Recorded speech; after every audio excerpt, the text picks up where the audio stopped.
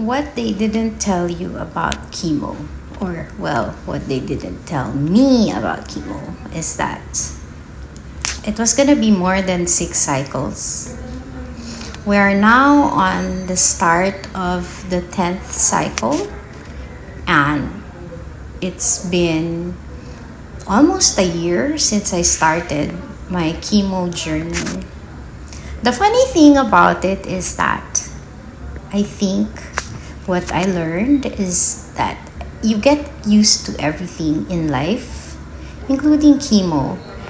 And for me, it was just a struggle at first to find a way to fit chemo into my life. But after a while, I realized that chemo is going to be part of my life for the next few years.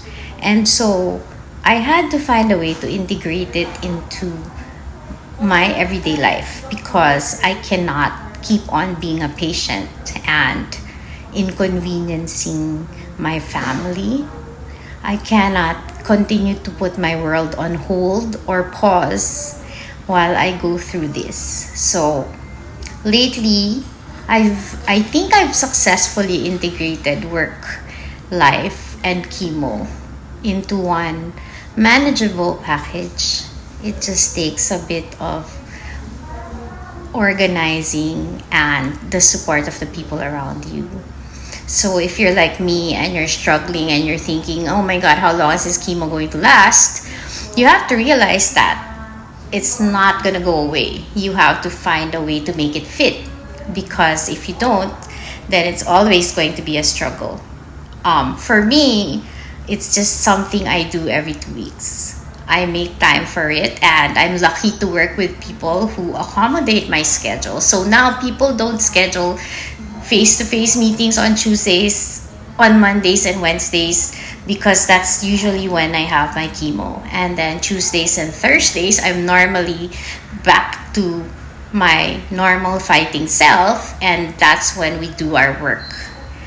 So on chemo days, I can just work on email and not have to talk to people or meet with people looking like a charity case.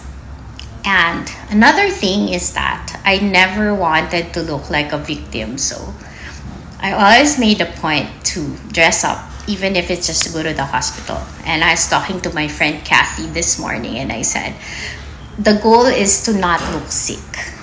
And we were laughing because she said, I think you're successful. And I said, yes. Sometimes I think that I don't look sick so much that people think I'm faking the cancer, which is kind of hilarious. Like, yeah, I would fake the cancer. But anyway, another funny thing, and the last thing I'm going to tell you, is that I'm one of those people who believe that you should bloom where you're planted. And I know that sounds corny, but honestly, I'm blooming where I'm planted. Like, I actually look forward to chemo days now, because apart from the pain, of course there's gonna be pain, and that comes with the territory. But what I like about it is the fact that for 4 or 5 hours, when I'm here and under Benadryl and not quite functioning, I can rest. I can let go of worrying about work, worrying about the kids,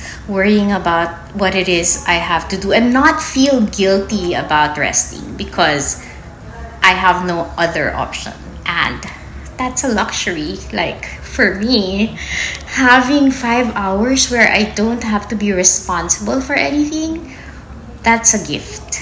And regardless of the circumstances that the gift came to me, I will just take it at face value and be happy. And so that's what I'm gonna leave you with today. Just be happy. Find the Easter eggs and gifts of life in the most unexpected places. And always be grateful.